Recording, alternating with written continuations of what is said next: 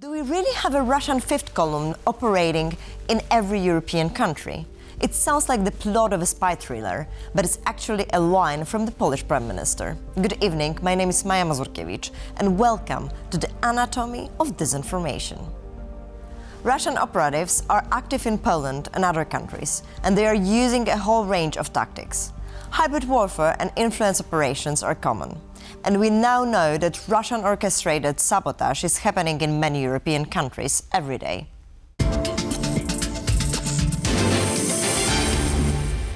Do we have politicians that could have ties to Russian intelligence? Are the Kremlin's forces capable of recruiting European citizens, just like they did during the Cold War? And do we know how Russia is infiltrating Poland's public space? We'll talk about that and more with our first guest. Grzegorz Rzeczkowski, Polish journalist and non-fiction author. He's the author of the book Putin's Spies: How the Kremlin's Men Are Taking Over Poland. His interests focus on Russian interference and disinformation targeting Western democracies, as well as anti-EU disinformation efforts by the far right. He's a coordinator of the Sabotage project, part of the EU's Horizon Europe program for the defense of democracy. Grzegorz, welcome and thank you so much for joining us today. Thank you for your invitation. I'm very glad to be with you. Great to have you as well. And we're talking today about spies. And recently, Polish Prime Minister Donald Tusk has mentioned that there is fifth column, Russian fifth column, working in Poland and other European countries. Is that true? Yes, definitely. That's true. I agree with Mr. Tusk's statement. And I think that there is a huge problem we're observing in Poland because Russia started his sabotage war targeting not only Poland but the whole West after the full-scale invasion in Ukraine. And there are a couple of objectives they want to achieve. First, they want to test our readiness for countering their measures. They also want to test the whole NATO, our readiness for military operation that we can also observe, for example, around Baltic Sea and in the Baltic Sea. The second task, the second objective is to undermine our trust that our authorities, NATO, our allies, are ready to protect us against Russian disinformation. And they also, of course, Russian authorities, Russian special services, they also want to undermine our support with Ukraine that fights for their freedom. So, as I mentioned, the couple of objectives that the Kremlin want to achieve, and they're pretty successful when we take into account that Polish people support Ukraine not so actively and not so, let's say, somehow bravely, like at the beginning of the full-scale invasion. That's what Russians achieved. That is their success. And it's visible in the polls, for example, where indeed the Polish support for Ukrainian refugees especially is declining. They are using different tactics, however. How they are particularly working with espionage? Are they recruiting spies in Poland? Yes, they are. Not only in Poland, but in the other Western countries. It is pretty easy because they use internet channels or social media channels like Telegram to recruit people for acts of sabotage. For example, offering them a good job. There are young people who are searching for work, for a job. Some of them are Ukrainian refugees. So it is very malicious activity. And I think that we can expect many worse scenarios, many worse steps towards attacking us more effectively in more malicious, hostile way. For example? For example, what we could observe in the Baltic Sea, that some pipelines, wires were cut. For example, we can expect some incidents on the border, like not so far ago in Estonia, on their border with Russia, and so on, so on. So there are many bad scenarios, because all cards are in one Putin's hand, and he decides what to do and how attack us. So there is this advantage. And are Russians also approaching politicians and decision makers? Definitely yes, and that's our another weakness. In my opinion, Polish counterintelligence services are not as active as they should be in terms of protecting our politicians against Russian influence. I think that there is a kind of political solidarity that counterintelligence services should step back and not be so active in this area, because politicians are afraid that they can find something. So they prefer not to make any pressure on our counterintelligence services in this area. And that's very dangerous thing, because it opens gates for Russian espionage to approach our decision makers. So do you think that they should be more active in this way? And do you think that it should be... Definitely yes. And what else? Shall we more speak about it as well, and the public opinion should be aware of the things that are happening like this? Definitely yes. I think that public opinion should be aware of that threat and should put the pressure on politicians that our counterintelligence service, for example, Agency of Internal Safety, should be strengthened much more than today, than we observe. For example, the operatives earn much less money as other operatives in other services, like police or, for example, military intelligence and counterintelligence. And also we should at least start our work with constructing effective system of countering disinformation. We should do it 2 years ago, at the beginning of new government. It didn't happen. I hope that it will happen in the nearest future, because we need such a system for now, because Russia is attacking us more and more effective. You mentioned this polls that show we support Ukrainian less effectively than before. So that's one of proofs how effective is Russian disinformation. What should be the most important parts of such an effective system?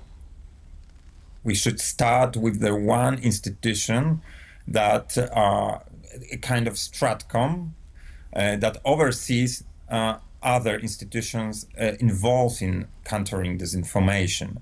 We need an institution which will coordinate our steps in that area and our moves and our works. That's the most important, in my opinion. But we also should start with the whole society and whole government approach. I mean that we should involve in the system as many institutions and as many NGOs as we can. We should educate people. We should start with media education, effective media education, and also with critical thinking education. There are many things that should be done many years ago. So as I can observe, we have many things to do that wasn't done. So for that reason, I would address my words to the society. Let's start do it together, and let's put the pressure on our decision makers. So the time to act is now, and definitely there is no time to lose. Thank you so much, Grzegorz, for joining us. Thank you very much. The world of espionage is changing fast. It's no longer confined to secret meetings or embassy backrooms. Let's look at how modern spies operate in plain sight and how they are reshaping global intelligence.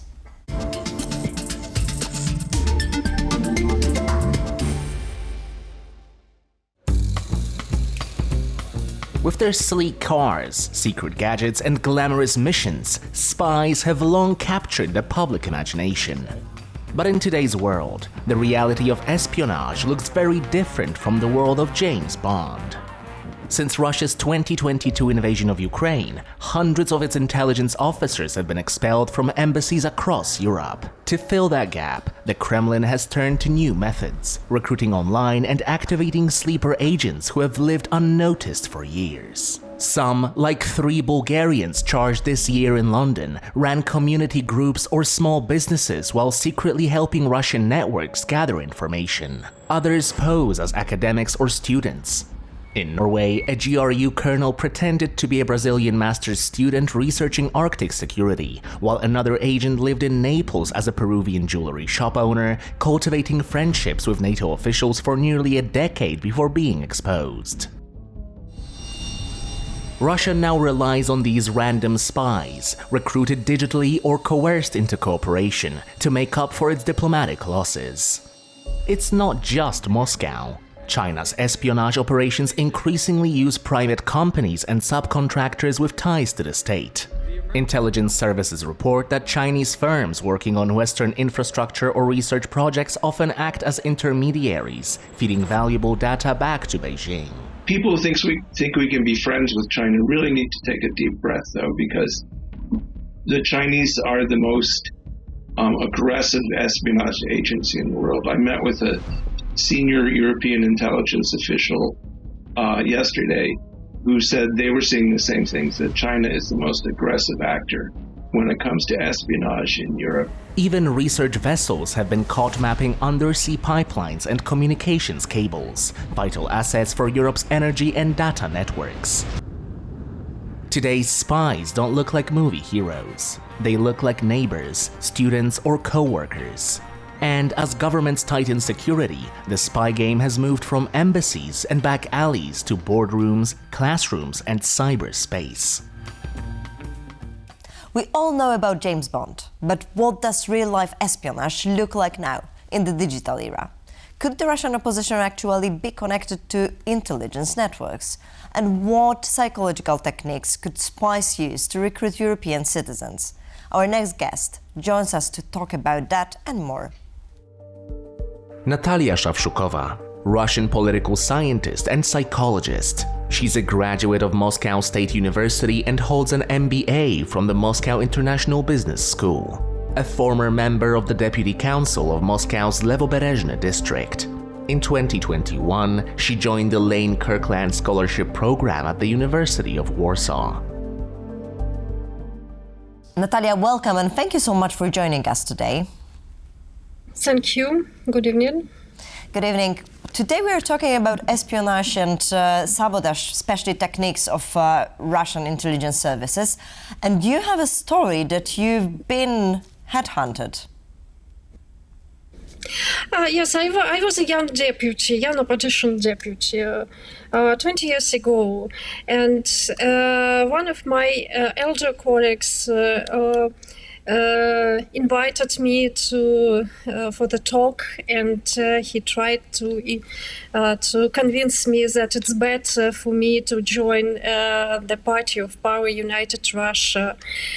And he tried to persuade me that I'm the only one person in the opposition who deserves support from the officials and so on and so on. And he also demonstrated me that he possesses the very significant information about me, but he's on my side and he supports me. And later I talked to many people from the opposition, and they told that they were also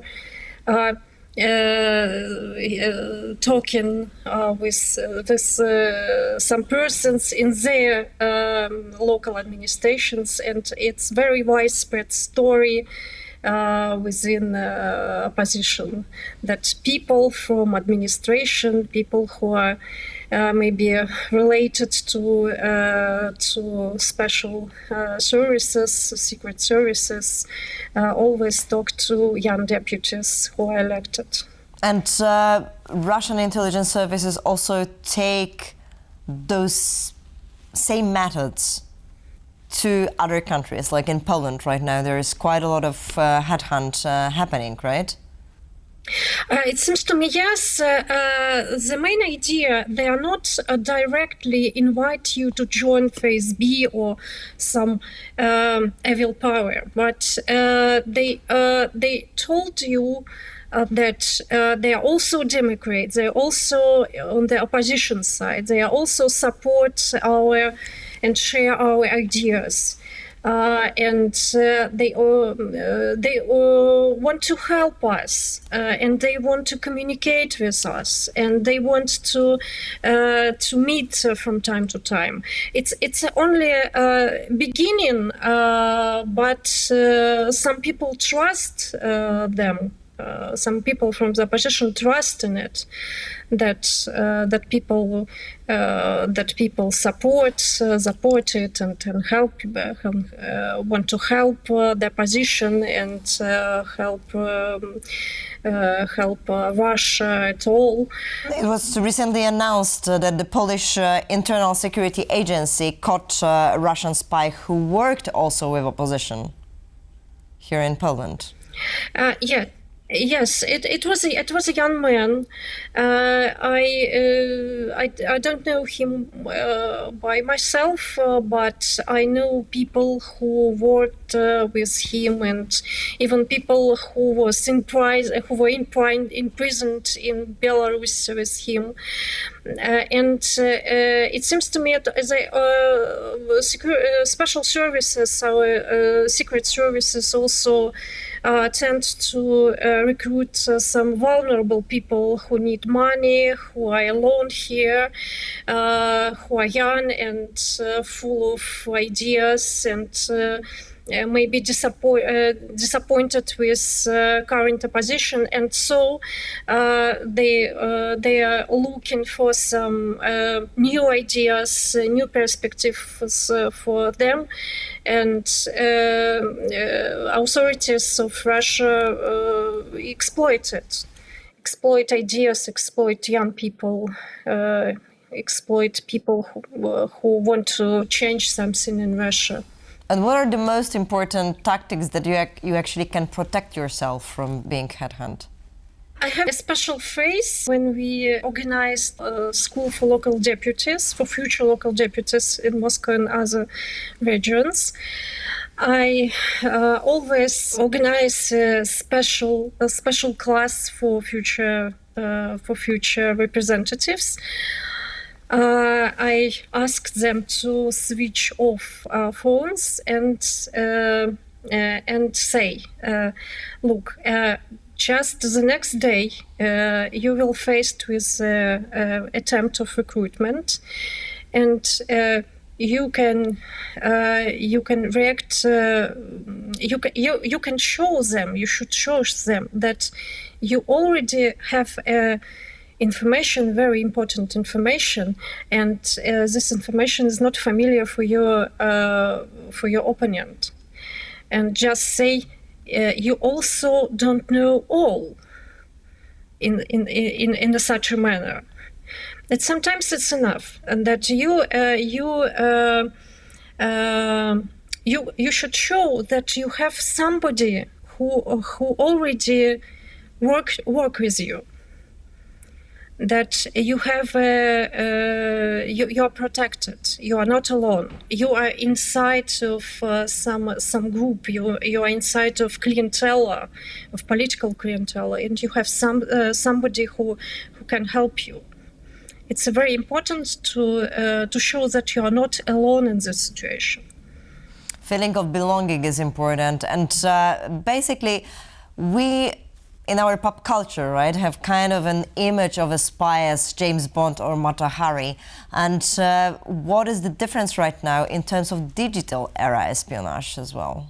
Usually that people from local administration who works on a local level and with young politicians, they looks like very ordinary people, very tired, very not so smart, and maybe they are also disappointed. They show you that they're disappointed in the power and they want to change something. They're not directly show you that they are with the power and you are on the other side. They tend to show you sympathy and readiness to help. That's important. It's ordinary people like your mothers and fathers and brothers, sisters, and so on, your neighbors. That they are working on your own vulnerabilities. Both they can approach you online and offline, and it's important to be aware of this. And thank you so much for sharing your story, Natalia. Thank you for joining us. Thank you. Now let's find out how you can reduce the risk of being targeted and recruited by foreign intelligence actors. Limit publicly available professional and personal information to a minimum.